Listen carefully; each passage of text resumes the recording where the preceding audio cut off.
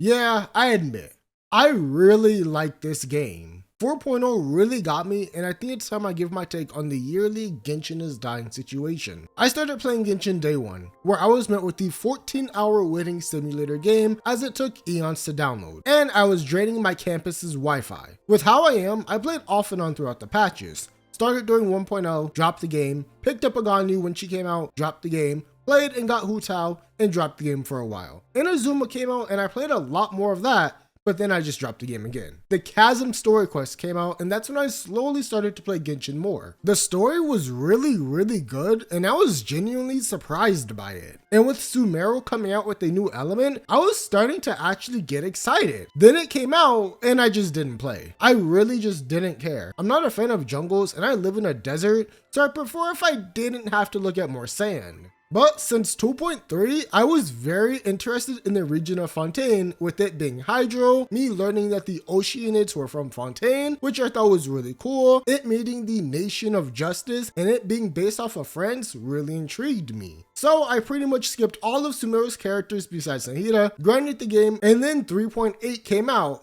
This was one of the few times where I was really excited for a nation. But for some reason, the game was going through a lot of criticism during this time, and I couldn't exactly understand why. We were in version 3.8, and I was looking for the excitement. No, I was grinding in Genshin, which just meant I was doing my dailies every day and logging off. I didn't really explore, and I wasn't doing many quests. I wasn't experiencing the whole game. Then Fontaine dropped, and I actually locked in. And unfortunately, this is where I got addicted. And I kind of hate that, because now I love this game. Fontaine made me fall in love with Genshin's story and its characters. So for the first time, I was there for every patch. I was watching the dev streams, reading the patch notes, watching YouTube videos about Genshin, getting more in touch with the community, which is both good and bad. Now at this point, this is where I was actively watching Genshin Impact. With me being there for every patch, and me being more online, I paid a lot more attention to what was being put out, what the response was, and how the community felt overall. Meaning, I went through the amazing patches of 4.0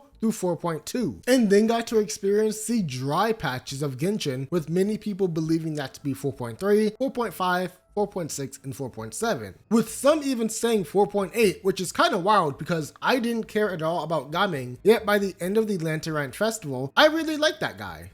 And I also really enjoyed 4.3, the main event, Muskets and Roses. We needed to get a lighter story. And I found Nadia's story to be very enjoyable. And Lantern has always been point 4 of the patch, so I don't consider that a dead patch considering all that we get. But as we all know, the 3 Wishes came out, which rightfully pissed off players. 4.5, I think was Chiori, and that's about all that I remember. And I didn't even pull for her. 4.6 had...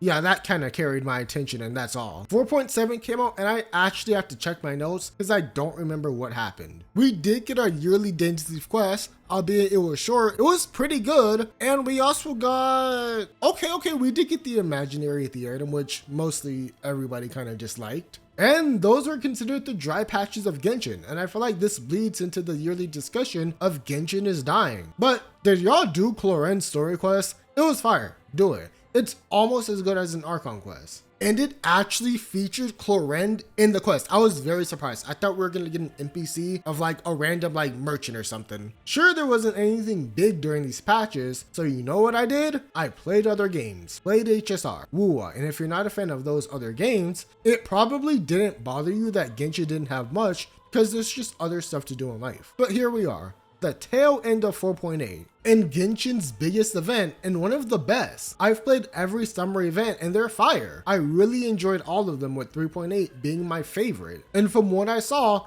people really like them as well. It's like the one time where you can take 3 steps and there are just 4 chests right in front of you. Yet Genshin is dying once again? Are we really so blinded by a frustration of no real endgame that we can't appreciate the fire content that we're enjoying? I can't really fathom why people think this. If people want Genshin to be the super hardcore game with deeper combat and tons of endgame, well, that's clearly not where Genshin wants to do. It's been going down the more story-based exploration route, which I figured out upon 2 months of really playing the game. Going back to my confusion during 3.8, people were saying the same thing, that the game is cooked. Is a new nation not about to come out? New story, new map, new mechanics, new characters, new big events? Am I missing something? Is this not the time where most people are going to be jumping back into the game? And not to be that guy, but Genshin still made what, 3.6 million just on mobile according to the Sensory Tower chart? Bro, I don't care if they made a lot less. That's still a lot of money. While I'm not taking this chart as gospel, Genshin seems to be doing perfectly fine. And that was during the Navia Nilu banner and Farina and Siege Reign? So why is this now the time where Genshin is dying and not during the drier patches? It could be because many vocal players have already gone through these Genshin cycles before and they're just tired of it. We already know what to kind of expect. Getting the same form of content after 4 years, I don't think Genshin is going to switch it up. I've definitely made my criticisms and my displeasure known about the game. I've been asking for so many features in those surveys that I know miHoYo doesn't read. Running shouldn't consume stamina outside of combat. Resin overcap system. Why are domains locked on different days? A skip button. Where are my playable characters in the world? I'm tired of looking at these NPCs. So what did I do?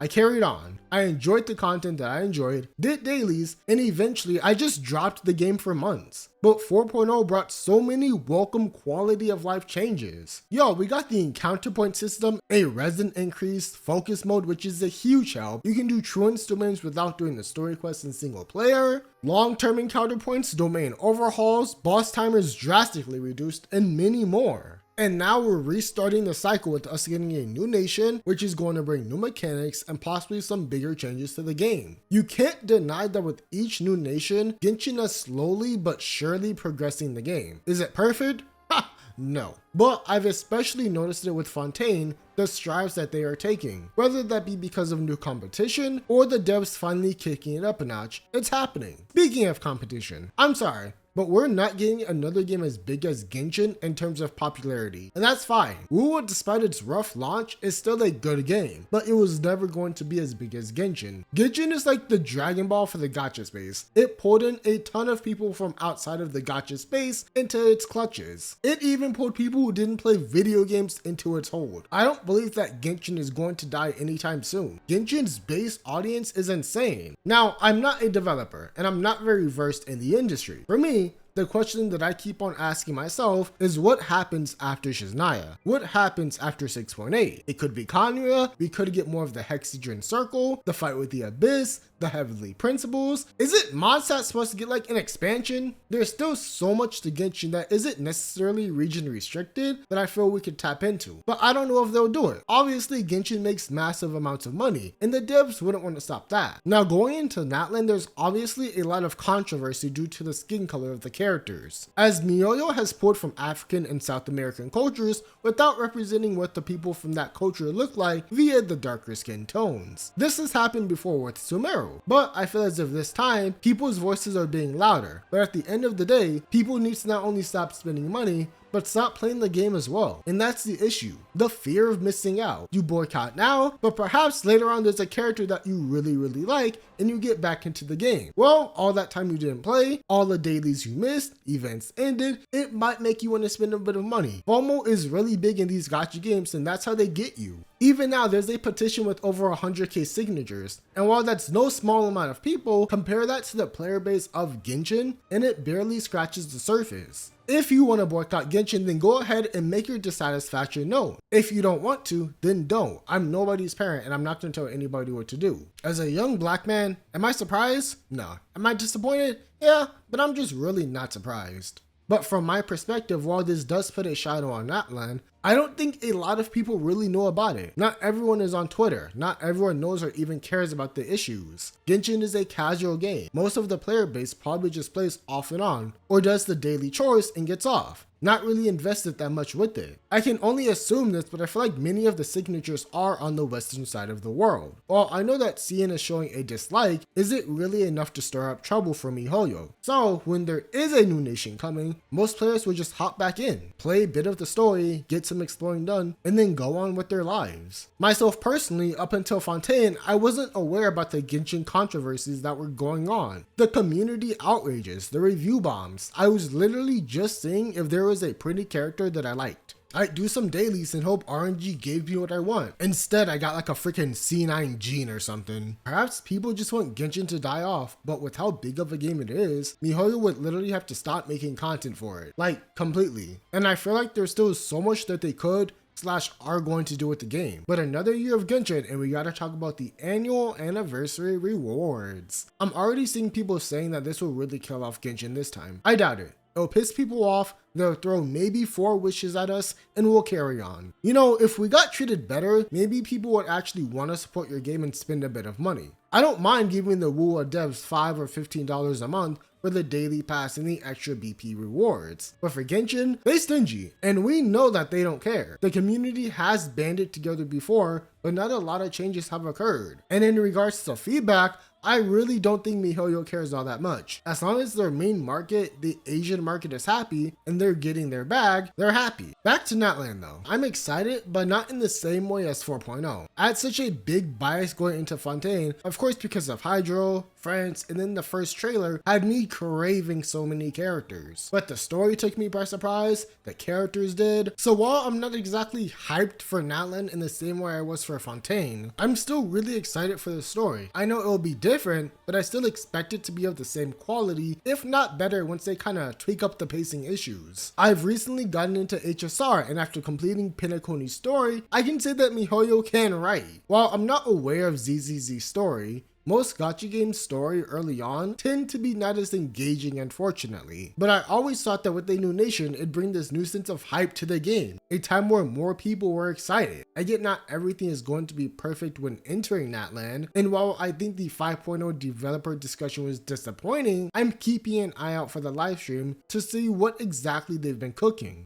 Things like a resin storage system, a triple banner, a standard banner overhaul. At the new world level 9, artifacts should be guaranteed to give 3 golds. Please, bigger changes now that we're entering a new region. Every year I get excited, especially with Shizdaya being closer and closer. I just don't think Genshin is going anywhere anytime soon. It brings in millions of dollars, still has a huge player base, and it clearly doesn't care about its reputation for treating its players poorly. I'd probably be tired of Genshin too if each year I'd expect or want them to bring a new in-game mode or better rewards, and that just didn't happen, so I understand their frustration. I too was hopeful that these changes would come, but that's not the case. I understand why people quit. I did for a while too. If I'm not having fun, I just won't play. Now, I'm just here for the story. I like building characters and just enjoying the world. Natlan could bring 0 quality of life, 0 new in-game. It could increase the time it takes to make 1 resin, and it could still make record profits. As long as the character is hot, broken, or both. I'll probably be skipping most of Natlan's cast because the characters are just kinda